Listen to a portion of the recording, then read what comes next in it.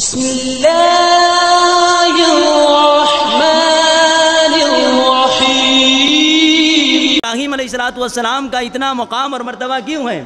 اللہ رب العالمین نے اس کا بھی تذکرہ قرآن مقدس کے اندر کر دیا۔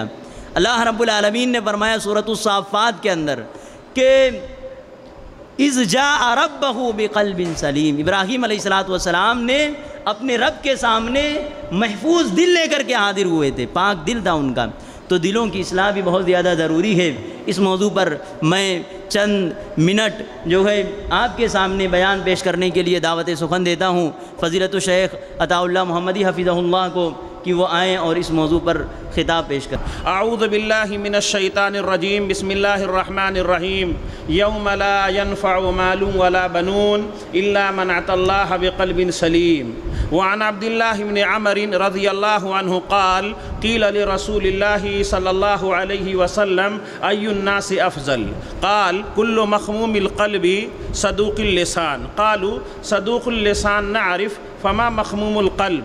قال هو التقي النقي لا اسم فيه ولا بغي ولا غل ولا حسد۔ صدر پروگرام، معزز علماء کرام اور آپ تمام سامعین عظام اور ہماری آواز سننے والے تمام ہی احباب، ہر قسم کی تعریف و توصیف اللہ رب العالمین احکم الحاکمین کے لیے لائق و زیبا ہے، جس نے ہمیں اور آپ کو اس دنیا میں ایک مقصد کے تحت پیدا کیا ہے۔ قرآن مجید کی جو آیت کریمہ ناظم اجلاس نے آپ کے سامنے پیش کیا ہے، ہم نے اسی کو ریپیٹ کیا ہے۔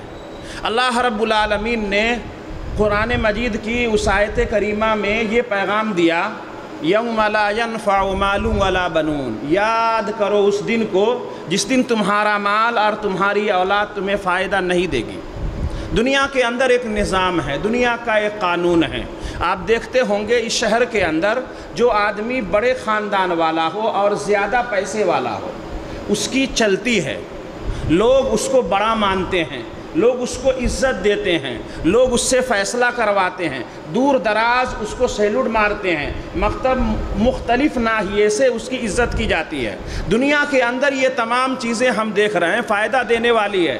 اللہ رب العالمین جس نے ہمیں اور آپ کو اس دنیا میں پیدا کیا ہے، جو ہمارے اور آپ کے لیے سارا نظام بنایا ہے، اس اللہ رب العالمین کا یہ کہنا ہے کہ تمہارا مال اور تمہاری اولاد، مطلب تمہارا خاندانی اعتبار سے بڑا ہونا، سیاسی اعتبار سے بڑا ہونا، خاندانی اعتبار سے بڑا ہونا، تمہارے لیے اللہ کی نگاہ میں کوئی فائدہ دینے والی چیز نہیں ہے۔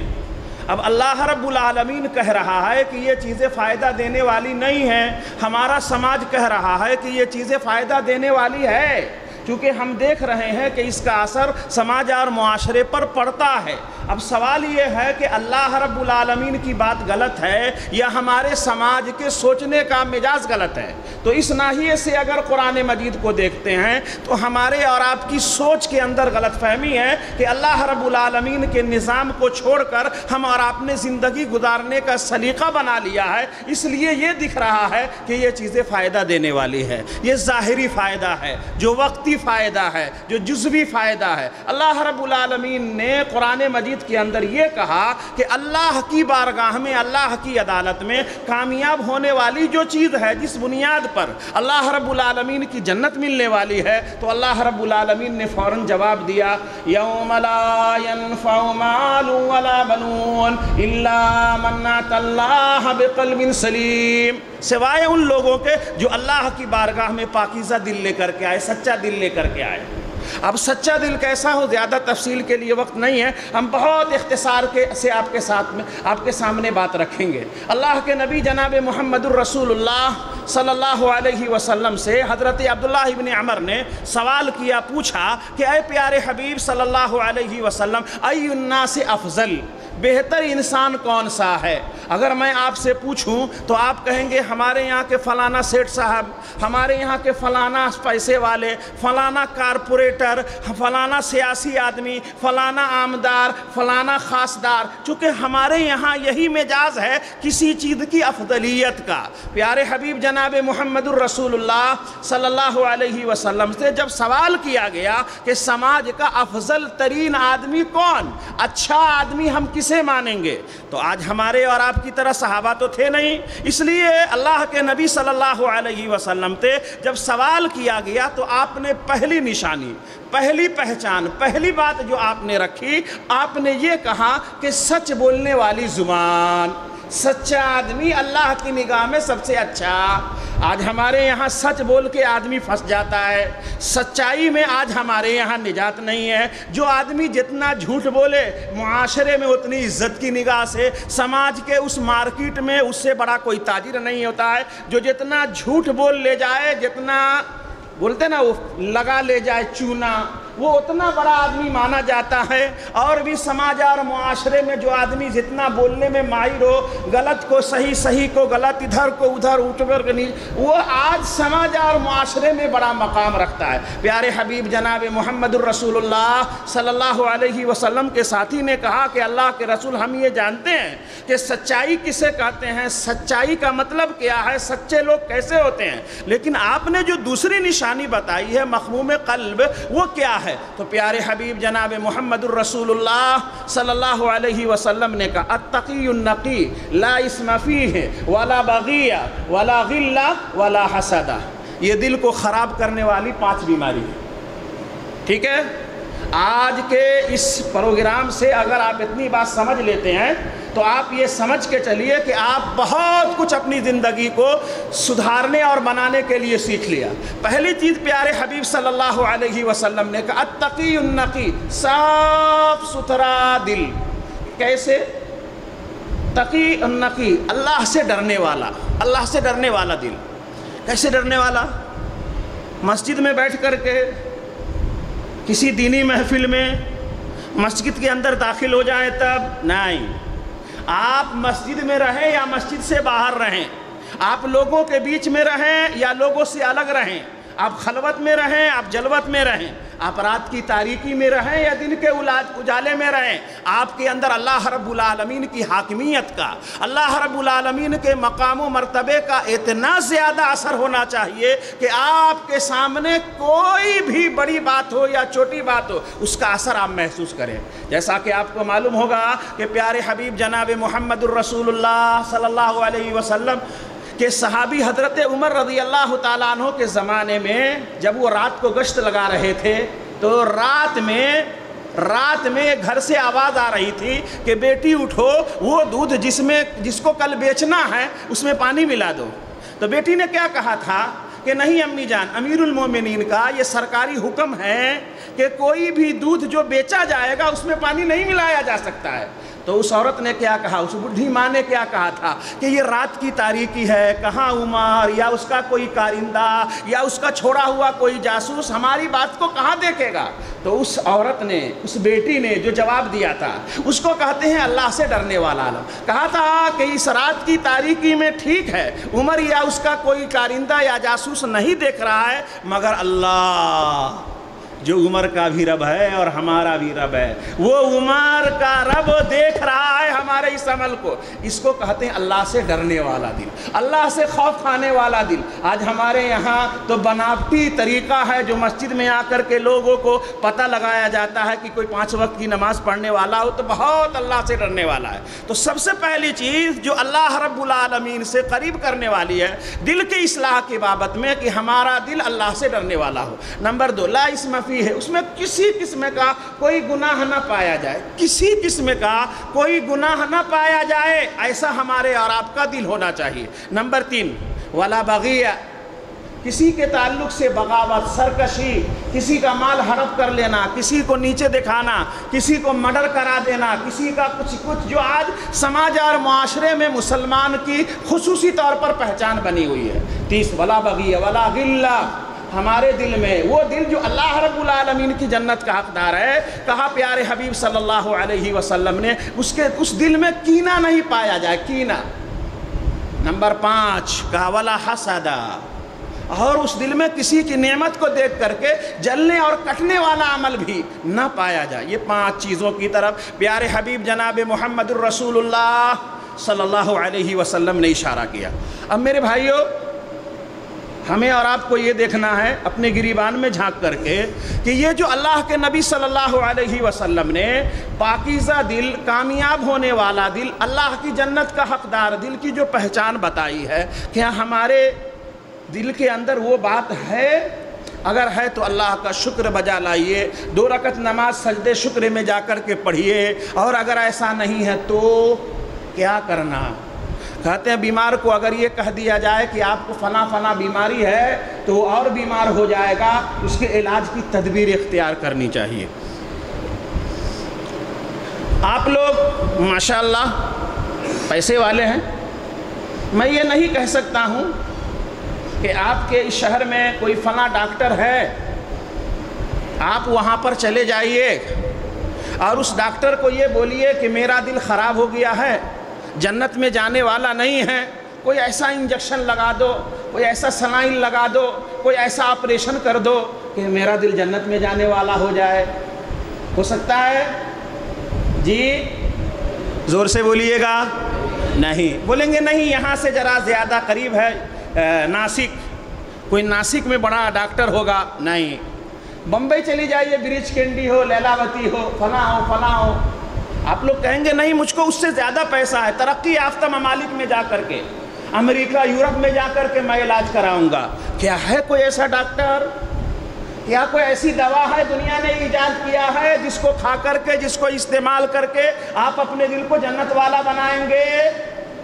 زور سے بولیے۔ نہیں، پھر کیا کرنا ہے؟ ہمیں اور آپ کو اس ترقی یافتہ دور میں جب ہم نے آسمان میں اڑنے کا فن سیکھ لیا ہے، سمندر کے اندر معدنیات اور ذخائر کو نکالنے کا سلیقہ سیکھا ہے، ان ترقی یافتہ دور میں بھی جنت میں جانے کے لیے ہمیں کہاں جانا پڑے گا؟ 1443 سال پیچھے کی طرف مڑ کر کے نبی برحق جناب محمد الرسول اللہ صلی اللہ علیہ وسلم کا عمل دیکھنا پڑے گا کہ آپ نے دل کی اصلاح کے لیے کیا کیا ہے۔ میرے بھائیوں، دنیا میں ہر قسم کی برائی، دنیا میں ہر قسم کی خرابی، دنیا میں ہر قسم کے گناہ سے اگر اپنے آپ کو بچانا ہے تو ایک چیز اگر یاد رکھیے، اللہ کی عظمت، اللہ کی کبریائی اور بزرگی، تو آپ کی تمام چیزوں کی اصلاح ہو جائے گی۔ نبی کائنات جناب محمد الرسول اللہ صلی اللہ علیہ وسلم نے 13 سالہ مکہ کی زندگی میں سب سے زیادہ اس بات پر زور دیا، وہ اللہ رب العالمین کی عظمت کا اعتراف کرایا، اللہ کا مقام انہیں یاد دلایا، اللہ رب العالمین کا تعارف کرایا۔ اللہ نے کہا قرآن مجید کے اندر وَمَا قَدَرُ اللَّهَ حَقَّ قَدْرِهِ وَالْأَرْضُ جَمِيعًا قَبْضَتُهُ يَوْمَ الْقِيَامَةِ والسماوات مطويات بيمينه سبحانه وتعالى عما يشركون ونفخ في الصور فصعق من في السماوات ومن في الأرض إلا من شاء الله ثم نفخ فيه أخرى فإذا هم قيام ينظرون۔ اللہ رب العالمین نے کہا لوگوں نے اللہ کے مقام کو پہچانا نہیں، اللہ کی عظمت اور اللہ کی کبریائی اور بزرگی کو اللہ رب العالمین نے کا جو مقام ہے نہیں کہا۔ اللہ کی عظمت یہ ہے کہ والسماوات مطویات بیمینہ، کہ اللہ رب العالمین کے ہاتھ میں یہ تمام کے تمام آسمان لپٹ جائیں گے۔ یہ 7 آسمان جس کو ناپنے کا آج تک کوئی پیمائشی آلہ نہیں آیا ہے، کوئی پیمائش کرنے والی چیز وجود میں نہیں آئی ہے، اسی طرح زمین، مگر اللہ رب العالمین قیامت کے دن جب یہ ساری چیزوں کو اپنے ہاتھ میں لے گا۔ حضرت عبداللہ بن عمر رضی اللہ تعالیٰ عنہ کی صحیح مسلم کی روایت ہے کہ اللہ کے نبی صلی اللہ علیہ وسلم نے کہا کہ یہ 7 آسمان، یہ 7 زمین اور اس کی تمام چیزوں کو اللہ رب العالمین اپنے ہاتھ میں لے کر کے کہے گا کہاں ہے زمین میں فساد برپا کرنے والے، کہاں ہے فلاں، کہاں ہے فلاں، کہاں ہے فلاں، بادشاہت میری ہے، کہاں ہے زمین میں فساد برپا کرنے والے، سارے کو اللہ رب العالمین کہے گا۔ اللہ رب العالمین کی اس حاکمیت کا اعتراف اللہ رب العالمین کی اس عظمت کا اعتراف جس دل میں بیٹھ جائے وہی دل اللہ رب العالمین کی جنت میں جانے کا حقدار بن سکتا ہے۔ اہل علم اور خصوصی طور پر حضرات صحابہ کا یہ قول ہے کہ جب اللہ رب العالمین ساتوں آسمان اور ساتوں زمین اور اس کے درمیان کی تمام چیز کو اپنے ہاتھ میں جب لے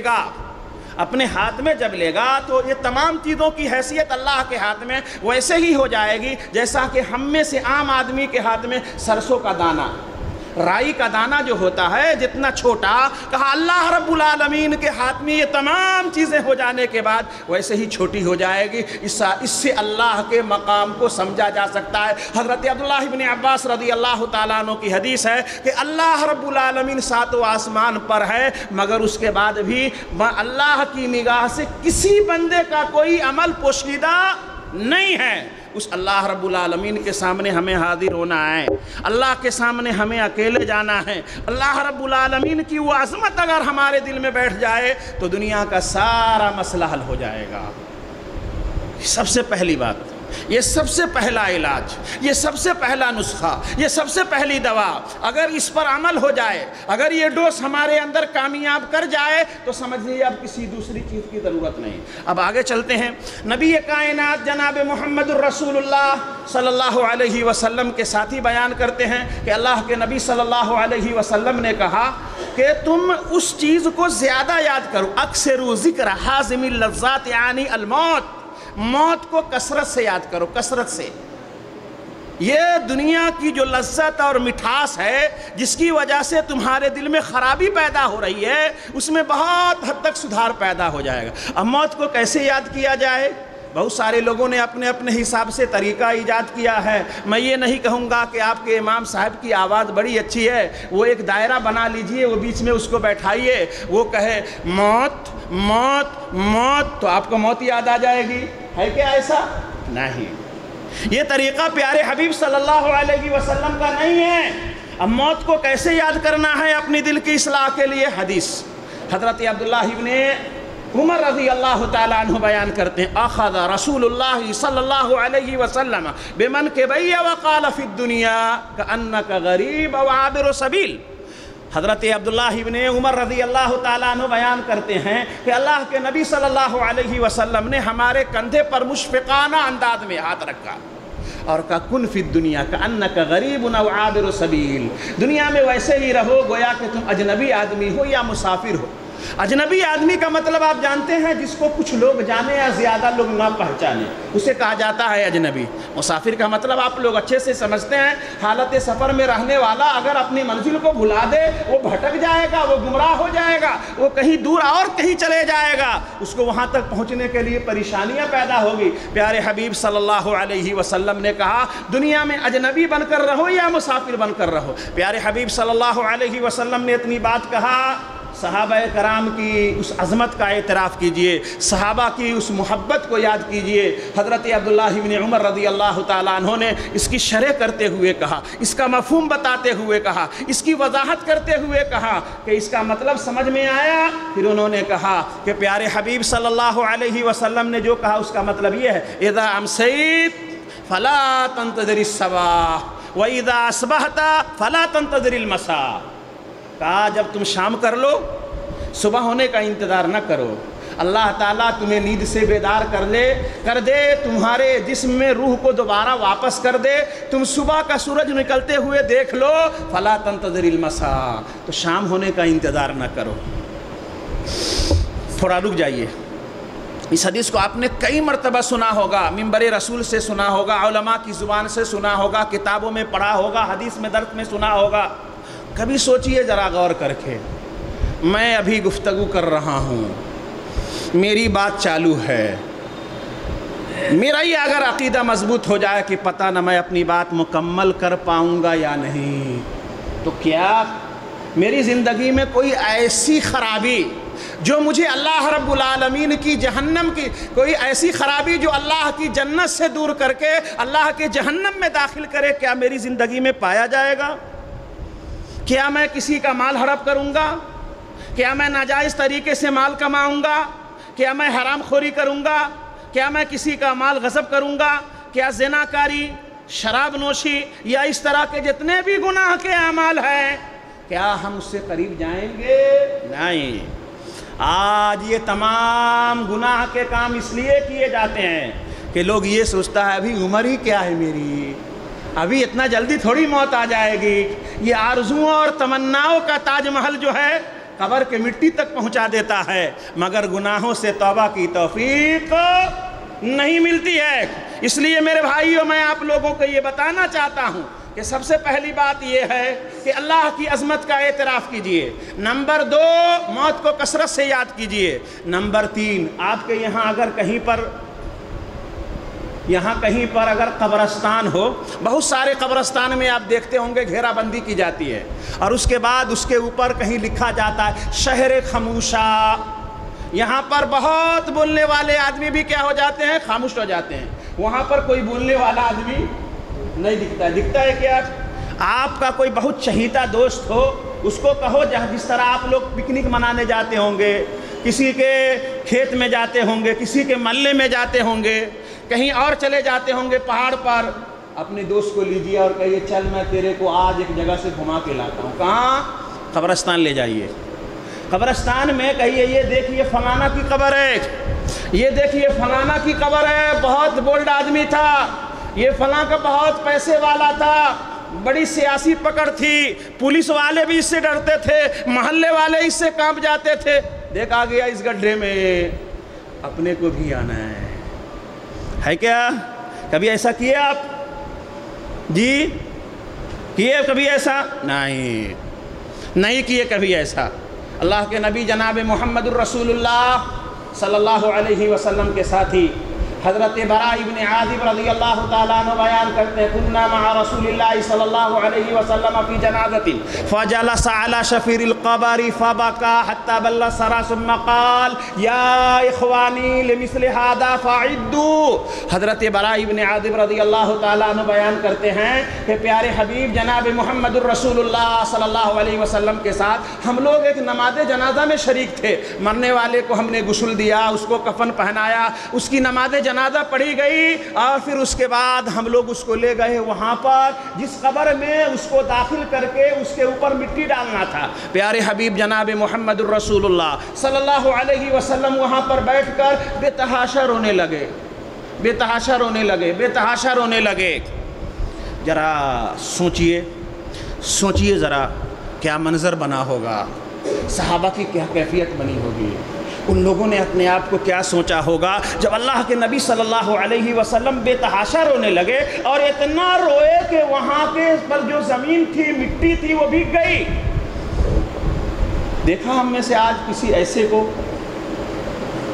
جو کسی قبر کے پاس بیٹھ کر کے بھی اتنا رویا؟ نہیں۔ جب مجمع میں سناٹا طاری ہو گیا، ہر کوئی خاموش ہو گیا، پیارے نبی صلی اللہ علیہ وسلم کی طرف ٹک ٹکی لگا کر دیکھنے لگا، تو آپ نے مجمع کو کہا یا اخوانی، اے میرے بھائیو، لمثل ھذا فاعدوا، اس جیسی جگہ کی تیاری کرو، یہاں آنے کی تیاری کرو۔ آپ نے کبھی ایسا دیکھا بہت جگری دوست، بہت لگوٹیا یار، کوئی کسی کا مر جائے اور وہ یہ کہا ہو کہ ارے مرنے والے آدمی کے بغیر میں نہیں رہ سکتا، بابا میرے کو بھی اس کے ساتھ تو دفنا دو۔ بہت پیار کرنے والا کوئی بیٹا، بہت چاہنے والا کوئی پوتا، کوئی اور دوسرا رشتہ دار ہے، ایسا نہیں ہے۔ اس لیے وہ تصور، وہ قبر کی منزل کا وہ تصور اپنے اندر پیدا کیجئے۔ یہ دلوں کی اصلاح کے لیے، اپنے دل کی خرابی کے لیے بہت کام آنے والی چیز ہے۔ اس کے علاوہ بھی بہت ساری باتیں ہیں، وقت کے حساب سے میں اپنی بات کو یہاں پر ختم کرتا ہوں۔ کبھی اور موقع ملا تو یہ لمبا عنوان ہے، ہم آپ کو تفصیل سے آ کر بیان کریں گے، لیکن ایک بات یاد رکھیے، پورے کا خلاصہ تمام لوگ، آپ کی پہچان پہلی سب کی نماز پڑھنے والی ہو جائے، تکبیر اولیٰ آپ حاصل کرنے والے بن جائیں، صدقہ، خیرات، زکوٰۃ، عطیات، تمام کے لیے آپ مثال بن جائیں۔ اگر آپ کا دل صحیح نہیں ہے، آپ کا دل صحیح نہیں ہے تو آپ کو جنت نہیں ملے گی۔ نہیں، ایک دم صاف کلیئر کٹ، ایک دم کلیئر کٹ۔ چاہے آپ جتنی نیکی کر لیجئے، دل کے اندر اگر خرابی ہے تو اللہ کی جنت نہیں ملے گی۔ اور دل کیسے خراب ہے میں بتاؤں؟ آج ہمارے اور آپ کی موجودہ صورتحال یہ ہے، ایک باپ کے نطفے سے پیدا ہونے والا، ایک ماں سے وجود رکھنے والا، اگر ہم دو بھائیوں میں کچھ ہو رہا ہے، باہر تو جانے دیجئے، مسجد کے اندر داخل ہونے کے بعد اگر دیکھتا ہے کہ سب کے آخر میں فلانا کھڑا ہے جس سے اپنی نہیں بنتی، تو وضو کرنے میں ٹائم لگائے گا، ادھر آ کر کے موبائل کو ادھر ادھر کرے گا تاکہ کوئی دوسرا آ جائے، پھر اس کے بعد وہ کھڑے ہوتا ہے۔ یہ آج ہمارے سماج کی پہچان ہے، ہمارے دلوں کی خرابی کی یہ حد انتہا ہے۔ یہ آج ہم مسلمانوں کا یہ عمل ہے، یاد رکھیے یہ عمل ہمیں جنت میں نہیں لے جائے گا۔ ایسا کر کے ہم اپنے نفس کو تو خوش کر سکتے ہیں مگر اللہ کی رحمت سے دور ہو جائیں گے۔ یہ کیسے اور کب ہوگا؟ اس کے علاج کے بہت سارے ذرائع ہیں جس کو نبی برحق جناب محمد الرسول اللہ صلی اللہ علیہ وسلم نے بتایا ہے اور قرآن مجید میں اللہ رب العالمین نے بھی پیش کیا ہے۔ انشاءاللہ ہم تفصیل سے آپ کے سامنے بات رکھیں گے۔ اب اگلے مقرر باقی ہے، وقت کمی ہے، بس میں انہی باتوں پر اپنی بات بیان کر کے رخصت ہوتا ہوں۔ اللہ سے دعا کرتا ہوں کہ اللہ تعالیٰ سب سے پہلے ہمیں اور اس کے بعد آپ کو اپنے دل کی اصلاح کی توفیق بخشے۔ اللہ تعالیٰ ہم لوگوں کو دلوں کو پاک و صاف کرنے کی توفیق عطا فرمائے۔ اللہ تعالیٰ ہمارے دل کو جنت میں جانے والا بنائے۔ سبحان ربک رب العزت عما یصفون وسلام علی المرسلین والحمد للہ رب العالمین، آمین۔